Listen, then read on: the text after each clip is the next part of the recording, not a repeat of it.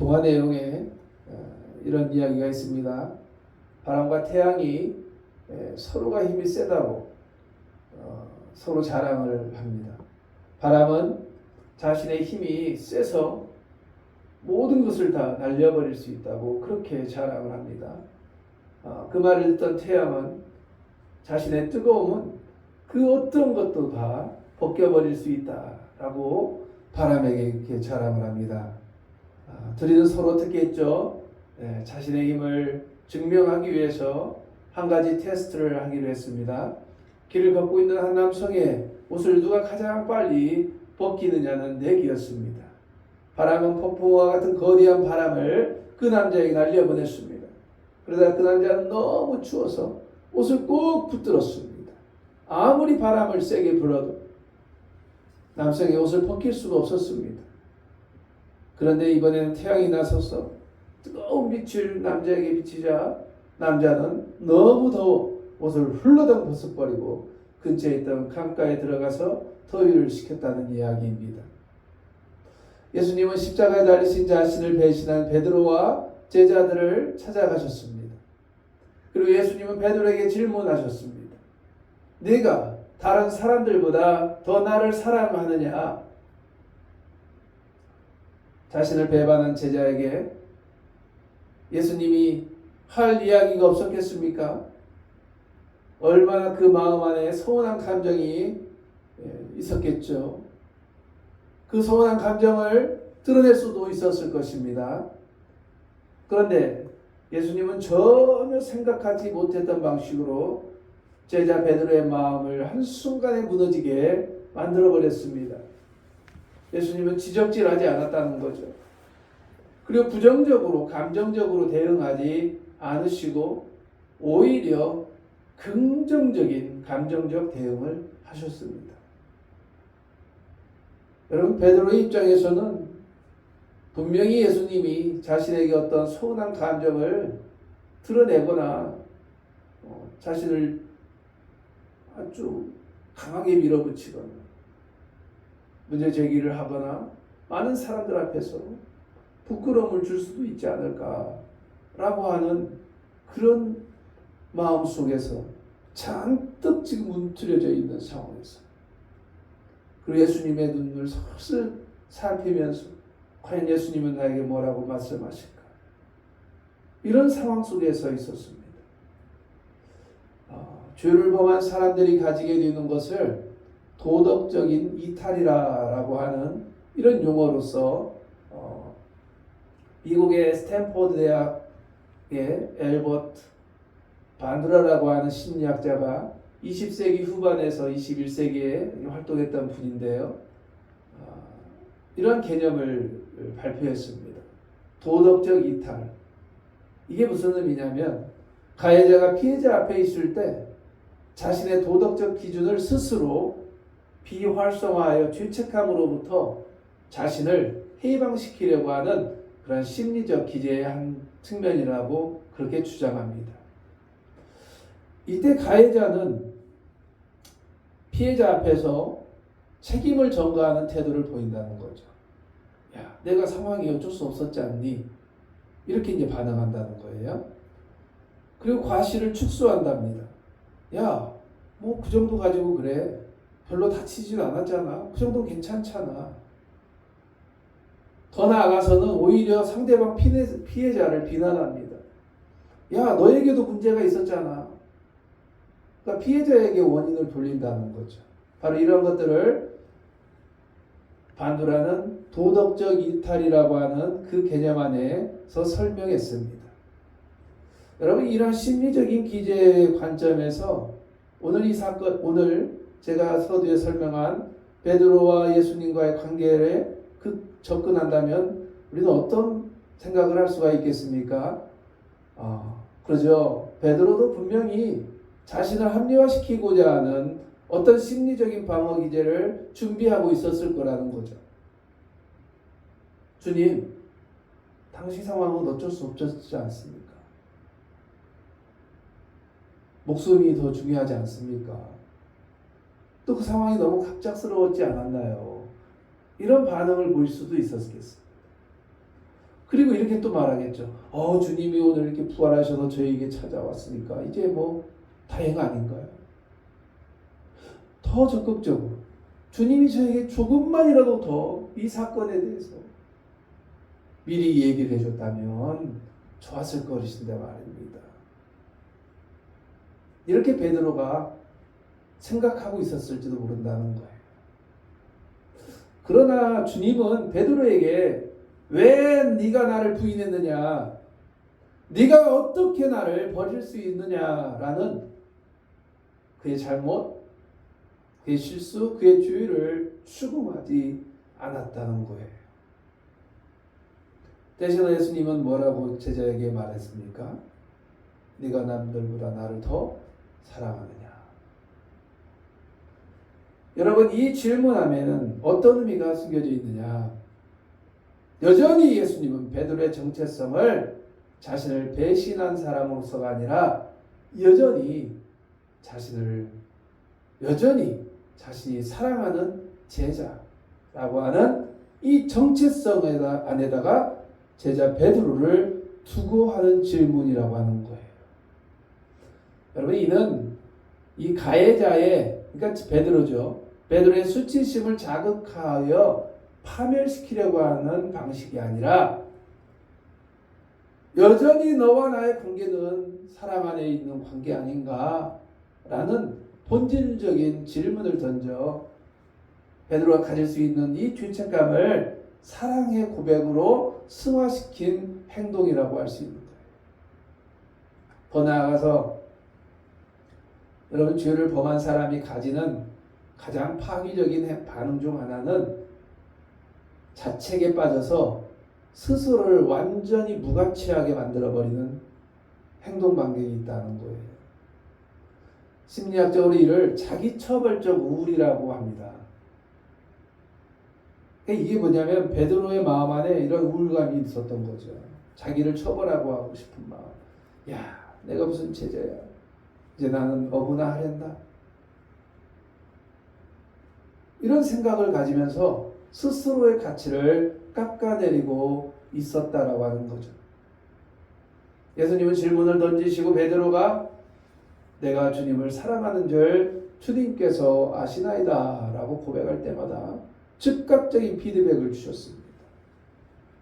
베드로의 이 고백은 사그러들던 주님과의 관계에 대한 새로운 감정을 불러일으키는 촉매제가 되었습니다. 이미 베드로 자신은 제자로서의 삶을 포기한 상황이었지만 주님이 던진 이 한마디, 내가 나를 사랑하느냐는 이 말은 베드로의 가슴을 강하게 강타했다라고 하는 거예요. 여러분, 이런 말이 있어요. 고백은 용기를 낳습니다. 여러분, 용기가 있어야 고백한다라는 말도 있죠. 그러나 먼저 고백하면 용기가 생긴다는 거예요. 용기가 있어야만 고백하는 것이 아니라 내가 먼저 고백할 때에 내 안에 감춰져 있던, 내재되어 있던 나의 어떤 또 다른 용기가 내 안에서 올라오게 된다는 거죠.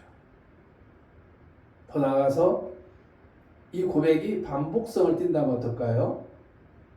처음엔 피상적인 고백일 수 있습니다. 두 번째는 감정적인 고백일 수 있습니다. 그러나 세 번째는 영적인 고백이 되는 거예요. 예수님은 그렇게 세 번을 질문합니다. 내가 나를 사랑하느냐. 베드로는 그 예수님의 세 번에 걸쳤던 이 자신의 과거의 사건들을 희생하게 됩니다. 예수님을 세 번 부인했거든요. 그러면서 그는 그 세 번 예수님의 질문에 대답하면서 그가 과거에 저질렀던 그 잘못과 실수, 이것을 고백을 통해서 용서받고 정화되는 단계로 넘어갈 수가 있었던 겁니다. 그런 베드로에게 주님은 뭐라고 또 말씀하십니다. 내 어린 양을 먹이라, 내 양을 치라. 여러분, 이것은 이제 예수님의 질문에 용기를 가지고 고백한 그 베드로에게 주님이 주시는 새로운 신뢰의 재부여라고 하는 거예요. 이건 단순한 용서의 선언을 넘어서는 겁니다. 내가 너를 이제 다시 신뢰한다라고 하는 이 사실을 부여시킨 행동이라고 하는 거예요. 예수님은 죄책감에 감옥에 갇혀 버려진 베드로를 이제 그 감옥에서 꺼내어서 그 부끄러운 상처를 오히려 다른 양들을 돌보는 목자의 자격으로 바꾸어 주신 것입니다. 여러분, 자신의 죄와 자신의 실수와 잘못으로 넘어져 본 자만이 다른 약한 양들의 그 실수와 그 잘못과 그 죄를 이해하고 그 아픔을 함께 품을 수가 있기 때문인 것입니다. 성도 여러분, 우리 인간관계를 한번 가만히 들여다보십시오. 우리는 늘 주고받기의 계산 속에서 너무 익숙해져서 살아가고 있지는 않습니까? 누군가 나의 단점이나 잘못을 지적하면 우리는 본능적으로 수치심을 느끼면서 부끄러워하면서 어떻게 반응합니까? 네, 내 허물과 잘못은 슬그머니 감춥니다. 그리고 기다렸다는 듯이 상대방의 약점을 들추어내기 시작합니다. 그래서 대화의 그 주제를 완전히 다른 곳으로 돌려버리는 거죠. 물론 서로의 관계를 너무 극단적으로 끌고 가게 되면 문제가 생기니까 이제 어느 순간에는 적당히 타협하려고 합니다. 그러면서 말합니다. 그래, 앞으로 우리 서로 조심하자. 그래서 합리적인 선에서 대화를 마무리해버리죠. 여러분, 그러나 이 대화가 끝난 겁니까? 이 문제가 해결된 겁니까? 아닙니다. 그것은 그냥 덮어둔 것에 불과한 거예요. 이미 지적당할 때, 지적받았을 때 내 가슴 속에 응어리진 그 상대방에 대한 그 앙금이 여전히 남아있기 때문인 것입니다. 그러다 어느 날 상대방이 나에게 틈을 보이고 약점을 보이는 순간 그 내 안에 감추어졌던 그 앙금을 폭발시켜 버립니다. 그리고 마음속으로 상대방을 향해 말합니다. 야, 이제 너도 한번 당해봐라. 결국 내가 당했던 똑같은 방식으로 칼날을 겨누며 상대방에게 뒤갚아주는 것이 여러분 바로 우리 인간들이 갖고 있는 서로 간의 관계 속에서 주고받기식의 모습들 아니었습니까? 여러분, 어떻게 해야 우리는 주님의 사랑으로 이런 잘못된 사람들과의 관계 속에서 형성되는 이 문제들을 해결하고 이 가시들을 우리가 진정으로 품어낼 수가 있겠습니까? 그 세 가지를 살펴보고자 합니다. 첫 번째로는 여러분, 말에 즉각적으로 방어하지 마시기 바랍니다. 잠깐 뜸을 들이고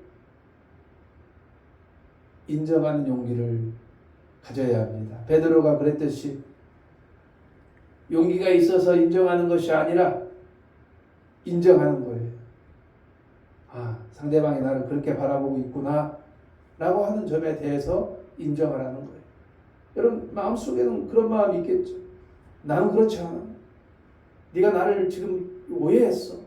네가 나를 지금 잘못한 거야. 이 말을 하고 싶겠죠. 그러나 상대방의 시각 속에서 나를 바라보는 그 모습을 일단은 인정하세요. 바로 이 본능을 꺾는 것, 내 속에 있는 나의 본능이 말하려고 하는 그것을 먼저 멈추라는 거예요. 그리고 우리 이렇게 한번 말을 해봅니다. 그래, 네 말이 맞아. 인정하는 것. 여러분, 이 말 한마디가 얼마나 큰 힘을 가지고 있는지 몰라요. 그리고 나서 말합니다. 듣고 보니 아, 내가 그런 부분이 있었구나. 아, 나 너무 몰랐어. 참 내가 부족했네. 그렇게 행동해서 내 마음을 아프게 했다면 정말 미안해. 여러분, 이 말 한마디가 결국 상대방이 나를 향하여서 휘둘렀던 그 칼날을 무디게 하는 거예요. 그의 가시를 품는 말이라고 하는 겁니다. 두 번째로는 서로 잘잘못을 가리는 그러한 대화를 우리는 멈춰야 합니다. 그러니까 서로 상대방의 잘못을 가지고 이야기하는 것이 아니라 반대로 서로의 아픔을 돌보는 하나 되는 태도를 보이자는 거죠. 지적을 당했을 때 우리는 누가 더 잘못했느냐를 갖고 따지는 경우가 많아요. 그러나 우리는 이러한 상대방의 잘못을 더 누가 잘못했냐를 가지고 승리하는 데 초점을 맞추는 것이 아니라 상대방의 부족함을, 상대방의 약점을, 상대방의 그 아픔을 보듬는 관계가 되어야 한다는 거예요. 바로 상대방이 내 단점을 지적할 때 그 거친 말 이면에 숨겨진 상대방의 상처와 그 두려움을 볼 줄 알아야 한다는 것입니다. 그래서 이렇게 말할 수 있습니다. 내가 너에게 그렇게 행동했을 때 내가 참 위롭고 힘들었겠구나. 네가 나에게 이 말을 하기까지 얼마나 마음이 불편했을까. 그러니까 이것은 나의 잘못에 초점을 맞추는 것이 아니라 상대방의 그 감정과 상대방이 나에게 그렇게 힘든 말을 할 수밖에 없었던 것에 대한 것을 인정하는 태도인 것입니다.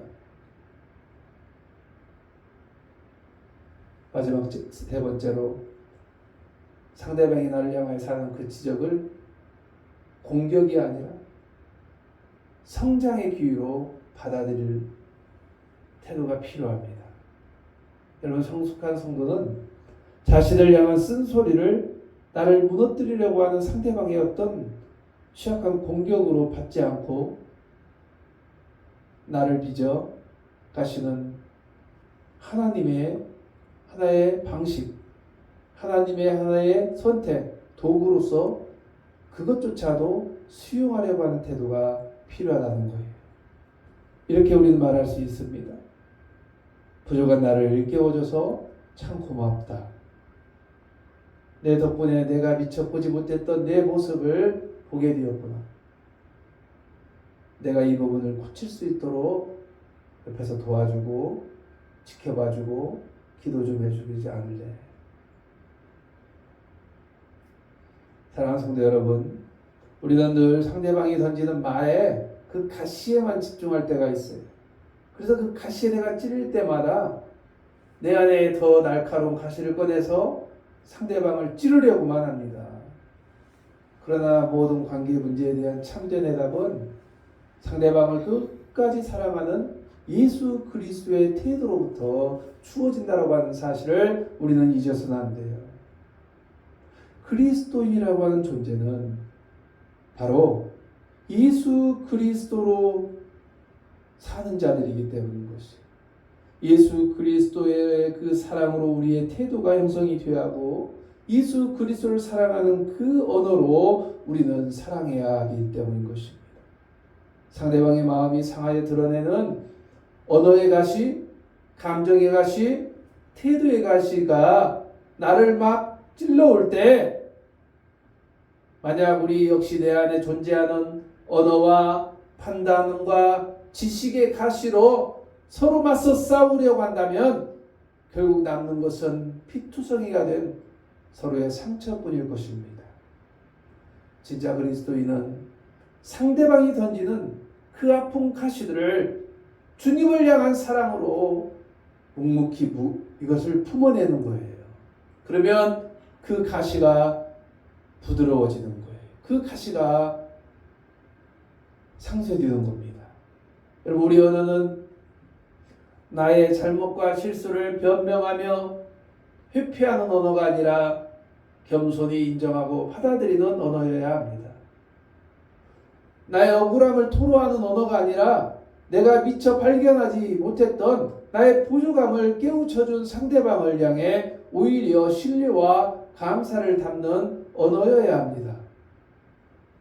나를 향한 지적을 공격이 아닌 나의 영적 성장을 위한 축복의 조언으로 그것을 받아들이는 언어여야만 하는 것입니다. 예수 그리스도를 믿는 자들은 자신의 말을 통해 자신을 증명받는 자들입니다. 아무리 기도를 열심히 해도 기도의 자리를 벗어나 삶의 자리에서 하는 말이 상대방을 지적하고 자신을 포장하고 상대방에게 모든 책임을 전가하는 모습이라고 한다면 그 기도의 열매가 무엇이겠습니까? 예배에 참여 우리가 은혜를 받았습니다. 사람들의 정당한 지적에 대해서 만약에 우리가 서로를 나 자신을 합리화시키고 오히려 상대방의 단점과 아픔을 소환시켜서 상대방을 아프게 하고 상대방과의 싸움을 하는 자라고 한다면, 그런 것에 너무 익숙해져 있다면 오늘 이 예배를 통해서 받은 우리의 은혜가 무슨 의미가 있을까요? 하나님으로부터 축복을 받았다고 늘 말로는 고백하면서도 그 바로 이웃들의 아픔과 고통에 대해서 무감각하다면 내가 받은 하나님의 축복이 무엇입니까? 성도 여러분, 요한사도는 우리에게 너무나 단순하지만 가장 중요한 하늘의 말씀을 오늘에 전해주셨습니다. 우리는 서로 사랑할지니 이는 너희가 처음부터 들은 소식이라. 우리는 형제를 사랑함으로써 사망에서 옮겨 생명으로 들어간 줄을 알거니와. 우리가 서로의 가시에 반응하여 찌르기를 멈추고 상대방의 그 가시를 사랑으로 품어 안을 때 우리의 가정이 사망에서 생명으로 옮겨질 줄로 믿습니다. 우리의 교회가 갈등의 어두움에서 치유와 생명의 빛으로 걸어 들어가게 될 줄로 믿습니다. 나를 방어하려는 이 세상의 대화법을 이제 십자가에 못 박으십시오. 그리고 오늘 주님이 우리에게 가르쳐 주신 이 낮아짐의 언어, 상대방을 인정해주는 언어, 상대방을 끝까지 책임지려고 하는 한 예수님의 그 사랑의 언어로 무장하시기를 바랍니다. 그리하여 여러분이 머무는 곳이, 여러분들의 머무는 곳에 막혀졌던 모든 탐들이 허물어지고 하늘의 평강과 위대한 연협이 꽃피워지기를 주님의 이름으로 간절히 축원합니다. 기도하겠습니다.